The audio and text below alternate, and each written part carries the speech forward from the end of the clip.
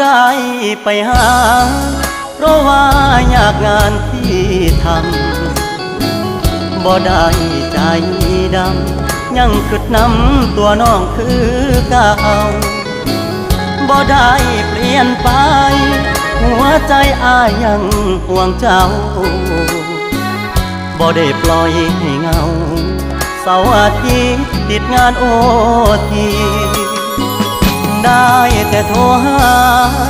น้องคงจะไม่ว่ากันบอกเคยเปลี่ยนพันสัญญาหากมันคนดีบ่ได้กักมีกิ๊กบ่ได้เลีกสัญญาที่มีย้อนงานยุ่งอีลี